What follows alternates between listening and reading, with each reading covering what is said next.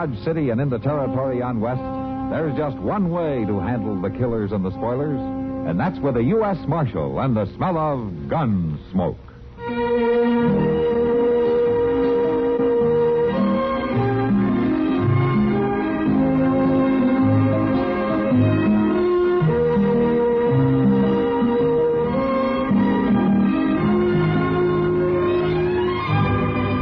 Gunsmoke, starring William Conrad. The story of the violence that moved west with young America. And the story of a man who moved with it. I'm that man. Matt Dillon, United States Marshal. The first man they look for and the last they want to meet. It's a chancy job, and it makes a man watchful. And a little lonely.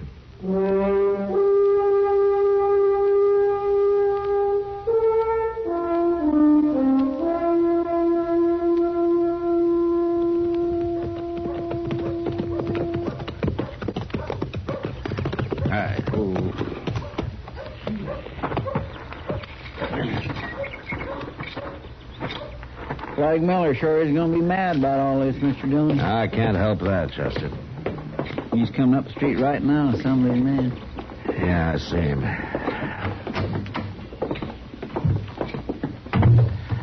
Get the keys, will you? Yes, sir. I can't say I blame him much at that, though. There's not much to be done about it. The law's the law. I reckon so, but still in all... Come on.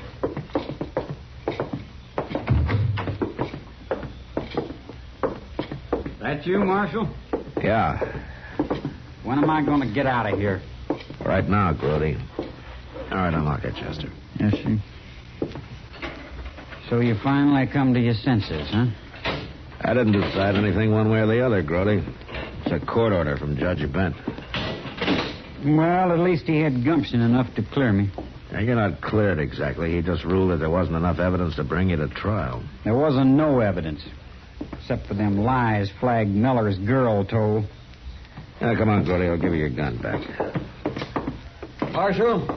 All right, Flag. Just hold your horses. Now, you watch your temper, Grody. He's going to be pretty upset. He ought to be firing me the way he done. Getting me jailed for stealing cattle just on the say-so of that old maid daughter of his. Marshal, do I understand right? Are you turning this young cattle thief loose? It's a court order, Flag. Judge Bent says there's no case. No case? My girl seen him come riding in at daybreak the night them cattle was took, and he stood up and lied and said he hadn't been out of the bunkhouse. It wasn't me doing the lying, you hard-nosed old badger. You calling my daughter All right, a liar? shut up, both of you. You know, Flag, it might have helped your case some if your girl had come in and told her story. I told you why she wouldn't. She's too dang bashful to stand up in front of the public. Well, maybe so, but the judge couldn't go on hearsay. You call that justice, do Under you? the circumstances, I do, yeah. Chester, you get Grody's gun. Okay. Well, I got another name for what you're doing, Marshal. Is that so? No, thanks, Chester. There you are, Grody. Much obliged, Marshal. I call what you're doing aiding and abetting an outlaw. What are your plans, Grody? I don't know. Hire on at some other ranch, I reckon. Ain't a rancher in Kansas that's going to take on a branded thief, and I'll see to it that they know all about you. Flag, you better rein in that mouth of yours. All right, take it easy, both of you. He shuts up, he won't be bothered. Yeah, but he's right, Grody. You're not going to find a job around here. I wasn't convicted. You weren't cleared either. You telling me to ride out, Marshal?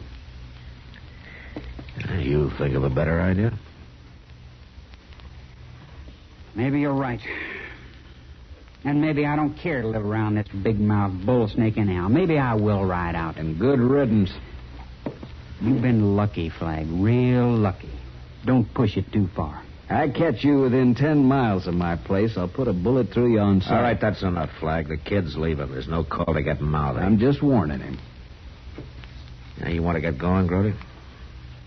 Might as well. I guess you treated me as good as you could, Marshal. Thanks. Good luck, Grody. So that's the kind of law we got here. Pat a cattle thief on the head and wish him good luck. If he is a cattle thief. Are you doubting my word, Marshal? Judge Bent doubted it. Judge Bent. You and him's hand in glove. Coddle him. Give him a nice warm cell to rest up in. Then hand him back your gun. Send him out to do it again. Maybe it's about time some of us made some law of our own around Dodge City. Don't try it, Flag. Wouldn't be the first time a rope and cottonwood limb cured a man of stealing cattle. Did you hear me? I heard you. And I hope you heard me good. For your sake, Flag, I hope you heard me real good.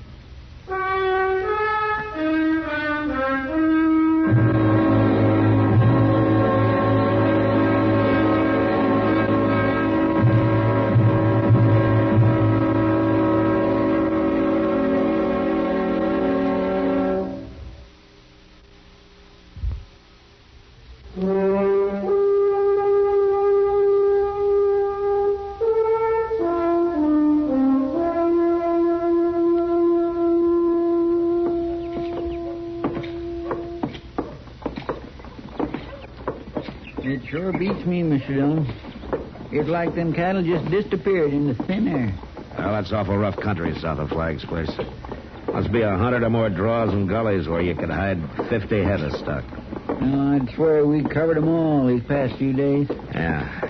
It looks like we'll have to try here in town to see what we can turn up. Mac. Oh, Mac. Wait a minute. Oh, what's old Doc carrying on about now? I don't know. I'll see what he wants. You go ahead and start doing what I told you. All right, sir. See you later. Now, what's on your mind, Doc?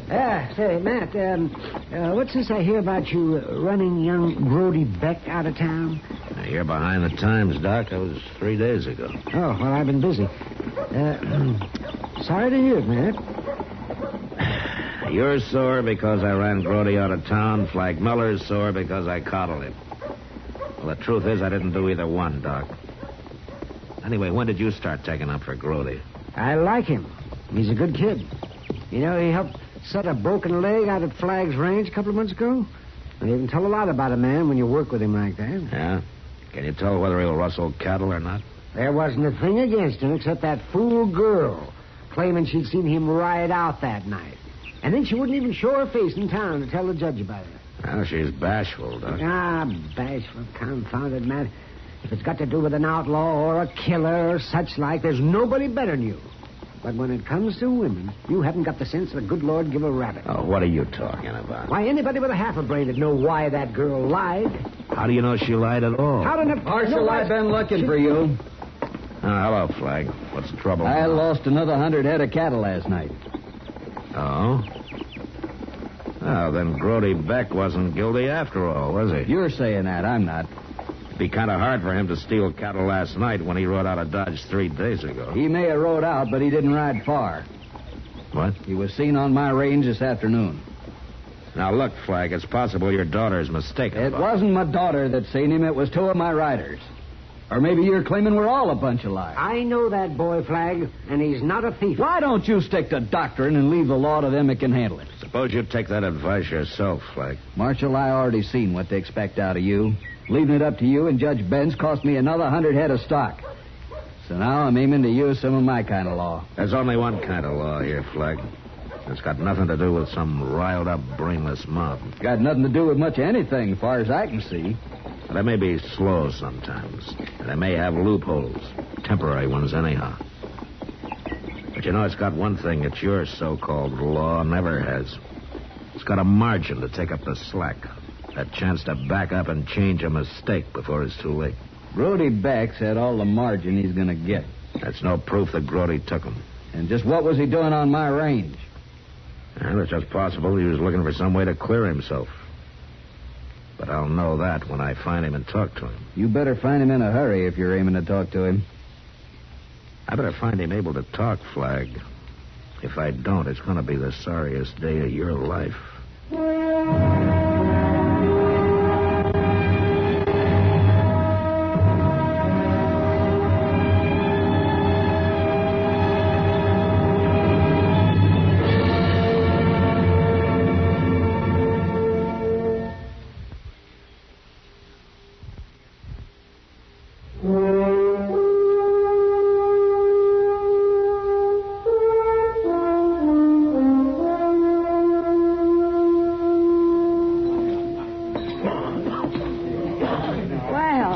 Look what drifted in. Hello, Kitty.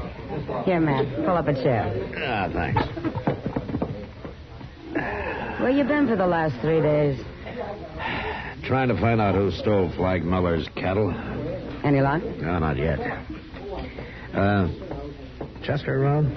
Yeah, he's in that poker game over there in the far corner. Oh, yeah. He's been acting real funny, Matt. The last hour and a half, he sat in on every game in the house. He stays 10 minutes or so, and then he moves on to another table. Well, I told him to. What do you mean you told him to? Well, just that. Oh. Got anything to do with those cattle? Yeah, I hope so. By the way, Kitty, Doc claims that Miller's daughter was lying about Grody Beck. Of course she was. Well, why did she do it?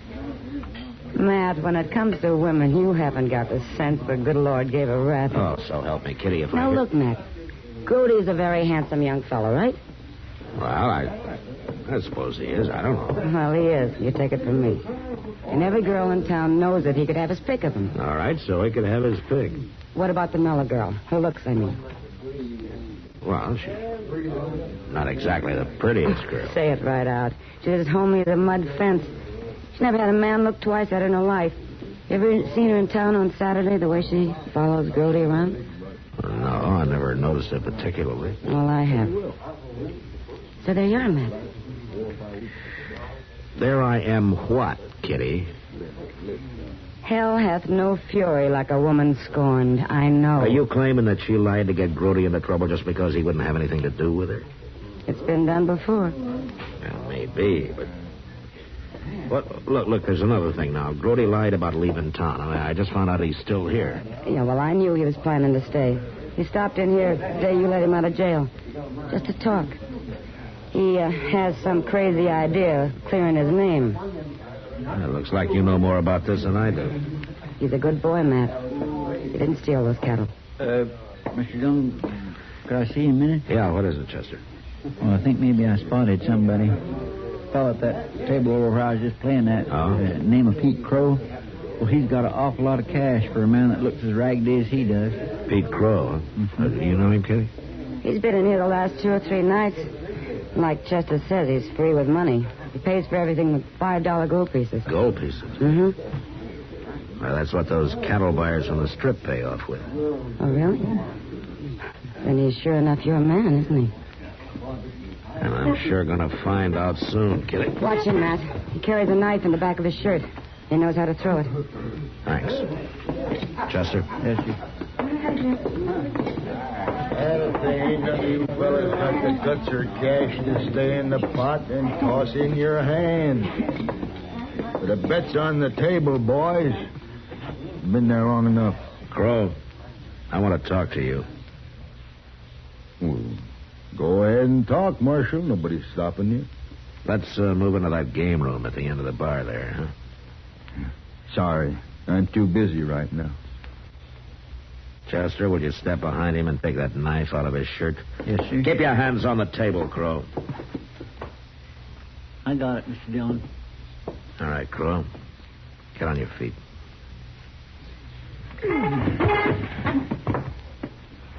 You're making a big mistake, Marshal. I don't mind. I get going. You got no right to order me around. Inside.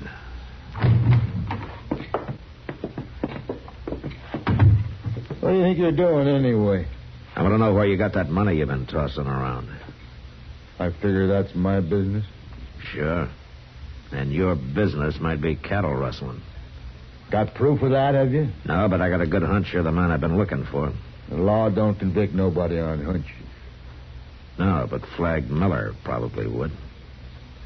What are you talking about? You got a choice, Crow. You can tell me the truth and take your chances in court, or you can walk out of here and explain to Flag Miller where you got that money. You know what he'd do. He wouldn't do anything if you got a good explanation. If you didn't steal his cattle. I wouldn't have a chance. He'd know right off. He'd lynch me, sure. I'll tell you, Marshal. I'll tell you all about it. Okay, start talking.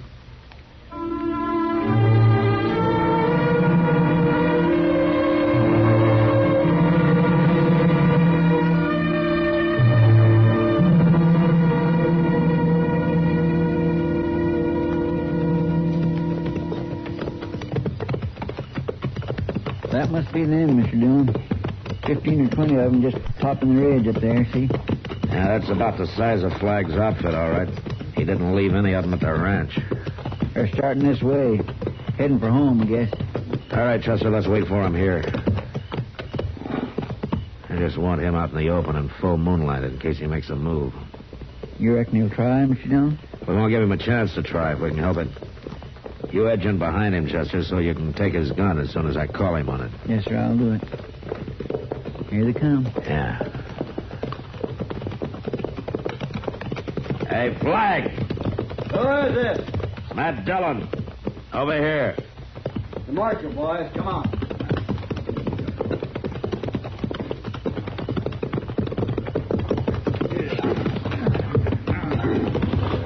You're riding late tonight, Marshal. No later than you are. Well, me and the boys been out hunting cattle rustlers. That right, boys? I've been hunting the same kind of game, Flag. Now, what's more, I caught one. You what? We rode out here to pick up his partner. Who's partner? Who are you talking about? Your foreman there, Flag. All right, don't try it, Hawkins. I'll take that gun, Hawkins. What are you trying to pull? Are you claiming my own ranch foreman was partners with Grody Beck? Grody Beck wasn't in on it. It was only your daughter's wild story that tied him in the first place. Hawkins' partner is a man named Pete Crow. And I got him locked up in Dodge. I ain't never heard nobody named Pete Crow. Yeah? That's not the way he tells it. And he's lying. He says the two of you had run the cattle off into the river bottom during the night. Then he'd hold them there for the buyer to pick up the next day. I tell you, I don't even know the man. He knows you, Hawkins. He's lying. Yeah, well, he wasn't lying when he told me where you had your share of the payoff hidden. Chester and I just found it in the mattress of your bunk. Now, Flag, do you believe it now? It wasn't just them two alone, Marshal. Grody was in on it, too. No, you're wrong, Flag. Grody had nothing to do with it. Pete Crow told me the buyer was to pick him up tomorrow. Crow and Hawkins had him pinned up in a dead-end gully in the river bottom. But we caught him tonight with the cattle. Well, Grody's been trying to clear himself. He probably found him and was driving him back to your place. That's what he claimed. Marshal, I guess you were right. You said this could be the sorriest day of my life. What are you talking about? When we caught Grody with the cattle, we hung him.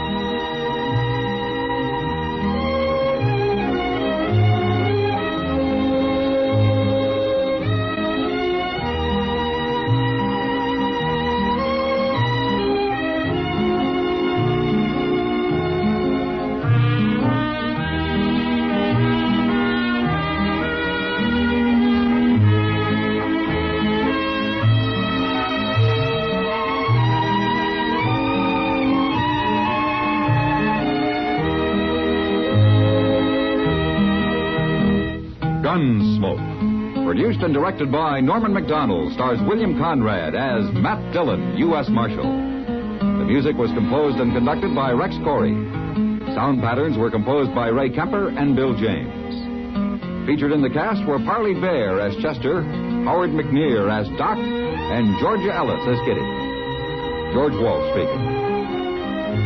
Join us again next week for another story of the western frontier of America in the 1870s on Gunsmoke. This is the United States Armed Forces Radio and Television Service.